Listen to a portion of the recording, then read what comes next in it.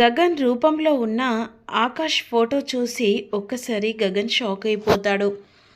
ఆ ఫోటో ఎవరిది అని చెప్పేసి సునందాదేవిని అడిగిన తర్వాత వాడు నా కొడుకు, ఈ ప్రపంచానికి వాడు నా కొడుకు అని మాత్రమే తెలుసు అనే విధంగా సునంద బాధపడుతూ ఏడుస్తూ ఉంటుంది.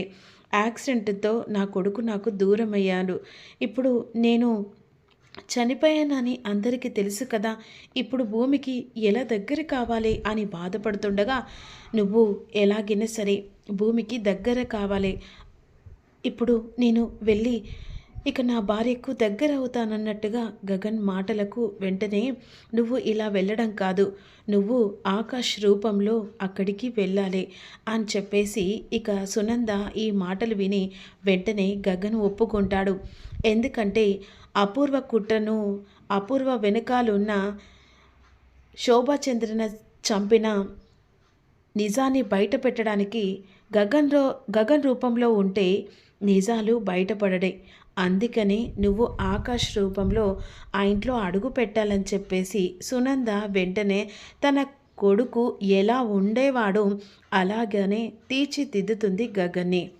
ఈలోపు వెంటనే గగన్ అక్కడి నుంచి వెళ్ళిపోతాడు. ఇక వెంటనే గగన్ కోసమని శారద ఇంట్లో ఎదురు చూస్తూ ఉంటుంది. ఆ టైంకి గగన్ ఇంటికి వచ్చేస్తాడు.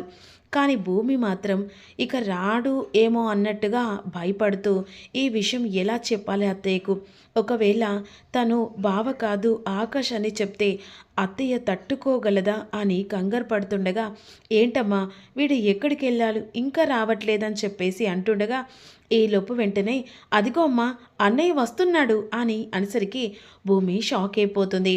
ఏంటమ్మా ఇక ఏంటి నాన్న హాస్పిటల్ నుంచి ఎక్కడికి వెళ్ళావు అనేసరికి, ఏ లేదమ్మా ఊరికే హాస్పిటల్లో ఉంటే ఇక ఆ వాతావరణం వల్ల కాస్త డిస్టర్బ్ అయ్యానని చెప్పేసి అలా వెళ్ళాను.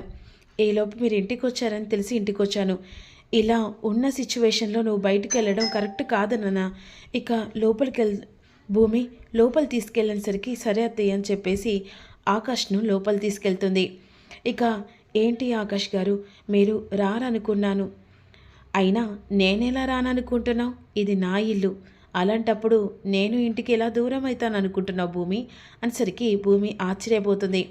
ఈలోపు వెంటనే ఇంటికి బయలుదేరుతానని చెప్పేసి భూమి ఇంటికి వెళ్ళిపోతుంది. కానీ భూమిని పదే పదే గగన్కి చూడాలనిపిస్తూ ఉంటుంది. మళ్ళీ వెంటనే భూమికి గగన్ ఫోన్ చేస్తాడు.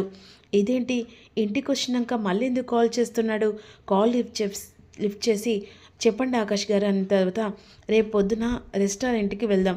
ఏంటి, అవును నేను ఒక విషయం చెప్పాలి. ఏంటి, సంతకమే కదా, చెప్పాను కదా సంతకం పెడతానని, సరే నేను రేపు రెస్టారెంట్ దగ్గరకు వచ్చి మాట్లాడతానని కాల్ కట్ చేస్తుంది.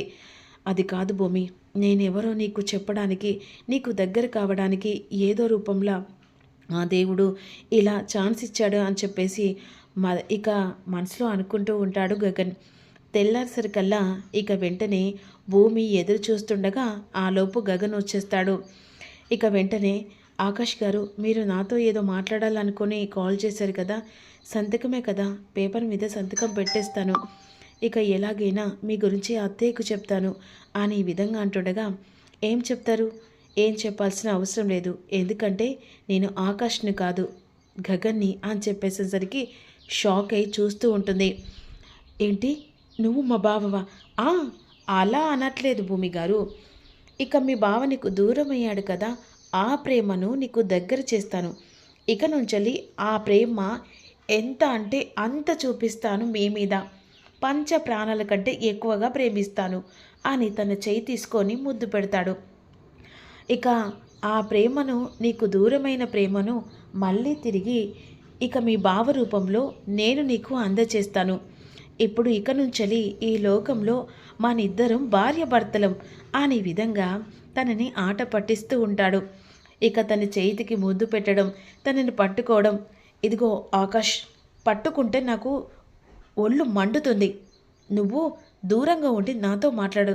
అదేంటి భూమి గారు, లోకానికి మనిద్దరం భార్యాభర్తలం, అలాగే మెయింటైన్ చేస్తే సరిపోతుంది కదా, ఎప్పటికీ నువ్వు మా భావస్థానాన్ని కూడా అందుకోలేవు, అసలు భర్తీ కూడా చేయలేవు, ఇంకొక్కసారి పిచ్చి పిచ్చి మాటలు మాట్లాడమనుకో ఇక నేనేం చేస్తానో నాకే తెలియదు. అలా మాట్లాడకు భూమి. ఎలా అయితేంది? మన ఇద్దరం భార్యాభర్తలే కదా అని గట్టిగా పట్టుకునేసరికి ఒళ్ళు మంటతో వేడి వేడి సూపు ఒక్కసారిగా భూమి పాయింట్ మీద పోసరికి హే, ఎక్కడ ఫీజులు ఎగిరిపోతాయి గగన్‌కి. ఈసారి మాత్రం నీ మీద సూప్ పోసాను కది, మరోసారి యాసిడ్ పోస్తాను. ఇంకొక్కసారి మా బావ స్థానంలో ఇక వెధవ మాటలు మాట్లాడితే మర్యాదగా దక్కదు అని అనేసరికి చుట్టుపక్కల వచ్చిన వాళ్ళందరూ గగన్ని చూసి నవ్వుతూ ఉంటారు. ఈలోపు బయటకు వచ్చి కోపంగా మండిపడుతుండగా వెంటనే వాష్రూమ్లోకి వెళ్ళి కడుక్కొని వచ్చి ఇక వెంటనే బయటకు వస్తాడు. ఏంటి భూమి ఇలా చేసావు? అందరి ముంగట పరువు పోగొట్టావు అంటుండగా, ఏంటి పరువు పోగొట్టేది? చాలా హద్దు మీరుతున్నావు. అయినా నేను నిన్ను మా అత్తయ్యకు కొడుక్గా మాత్రమే ఇక్కడికి తీసుకొచ్చాను, నా భర్తగా కాదు. అర్థమైందా? అదేంటి భూమి గారు అలా మాట్లాడుతున్నారు?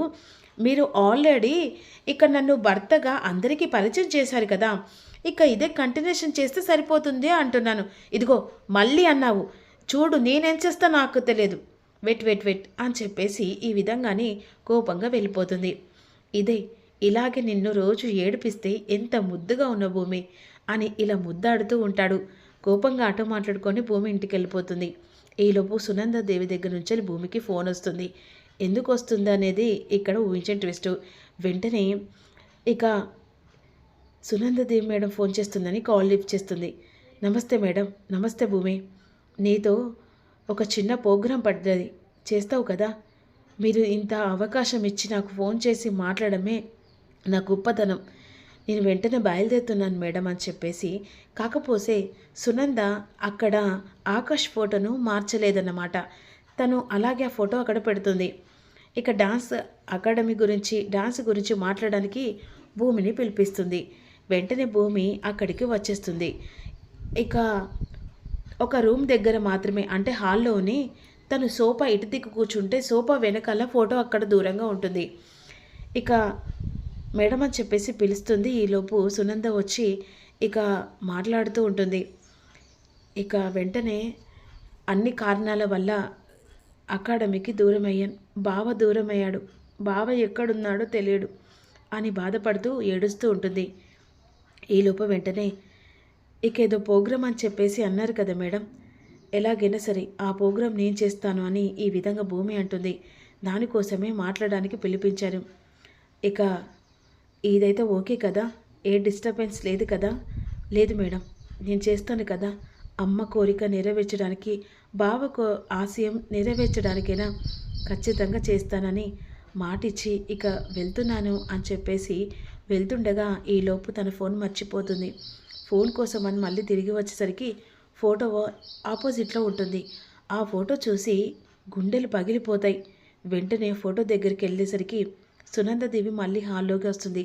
ఆ ఫోటో పట్టుకొని వెంటనే షాకింగ్గా చూస్తుండగా భూమి మళ్ళీ వచ్చేసరికి ఫోటో పట్టుకున్న భూమిని చూసి సునంద కూడా షాక్ అయిపోయి నిలదీస్తుంది.